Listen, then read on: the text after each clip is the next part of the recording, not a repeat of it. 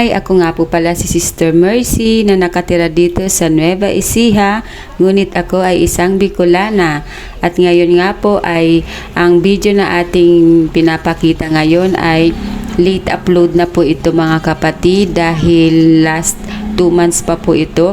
At ito pong video po na ito po yung time na may mga missionary pong pumunta po sa aming church dito sa Nueva Ecija. Nagaling po sila ng Manila sa Gospel Bearer Church. Maraming salamat sa buhay ng mga kabataan na ito na kami ay dinalaw at nag-mission po sila dito sa Nueva Ecija. At talaga naman po na punong-puno kami ng kasiyahan po at kagalakan sa aming puso na isa kami sa mga napuntahan nila at natulungan sa gawain para sa ating Panginoon. At yan na nga po mga kapatid, itong umaga na ito ay after po namin mag-almusal ay nag-ikot po kami ng mga youth girls at mga young professional adult po at nagpunta po kami sa mga bahay-bahay ng mga kapatiran para bago po sila umuwi sa Bulacan ay makapag-pray po kami sa bawat bahay po na aming mga mapupuntahan. At itong bahay po na ito ay kila Sis Lorna at praise God po dahil naipakilala po namin sila sa ilang mga kapatid po namin sa pananampalataya. Kami po ay sobrang nagagalak na makilala ang mga batang ito na sa batang edad po nila ay nagagawa na po nila mag-serve sa Panginoon at nagmi-mission po sila sa iba't ibang lugar. At grabe po talaga yung puso nila sa paglilingkod sa ating Panginoon. Tingnan nyo naman yan mga kapatid.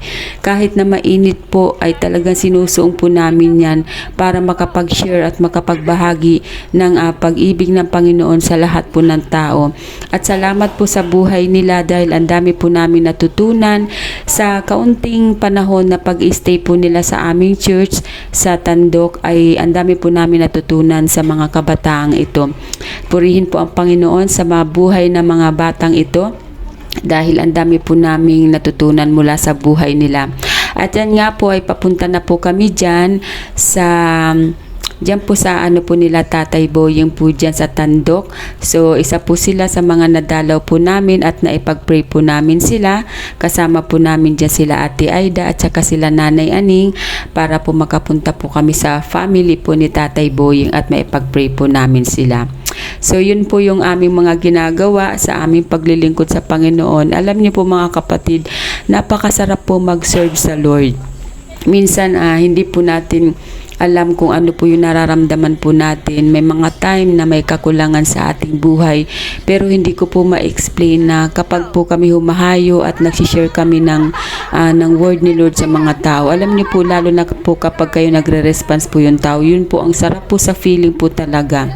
So ayan guys, nakita nyo naman yung mga ngiti sa kanilang mga labi at talagang sobrang saya kami. Yun lang po, thank you.